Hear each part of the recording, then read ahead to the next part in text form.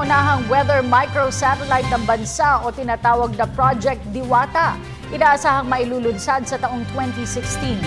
Sa pamamagitan nito ay asahan na umano accurate at mas mabilis na pagbibigay ulat panahon. Ang detalye mula kay Jonathan Llanes.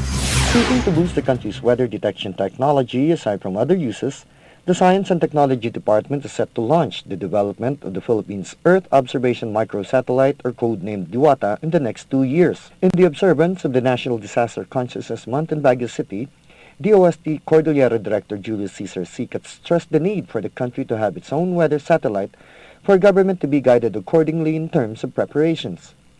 This aside from the establishment of appropriate receiving stations in the country that will cost around 600 million pesos. Initially, what DOST would do, of course, is to establish yung receiving station. No? Kasi we need a receiving station to interpret the data coming from the satellite. Ito yung initial na gagawin ng DOST. Then pag na-establish yung receiving station, we would look into the development ng microsatellite that we could launch. This is a very big and ambitious project, and we believe there's no better time to start it than now. From weather monitoring, the microsatellite is set to gather information on the country's forest cover, agricultural growth patterns, the much porous territorial borders, and even timely data from water rain gauges set up in the Cordillera region and parts of Cervantes in Ilocos Sur province. In essence kasi, what we are trying to establish is yung sufficient data that would assist our weather forecasters para makita saan ba papunta yung tubig.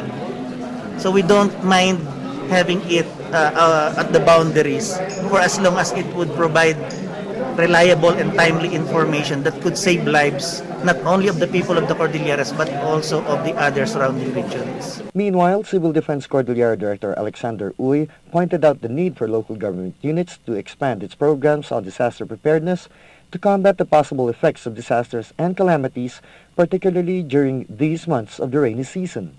Ang focus lagi natin pagdating sa disaster risk reduction, ito yung capacity building. Capacity building ng bawat komunidad. Kasama dyan siyempre yung local government units.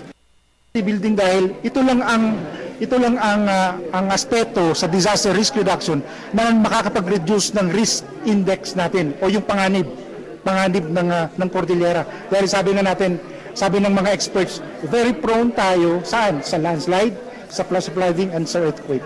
From the city of Baguio for the People's Television, Jonathan Llanes.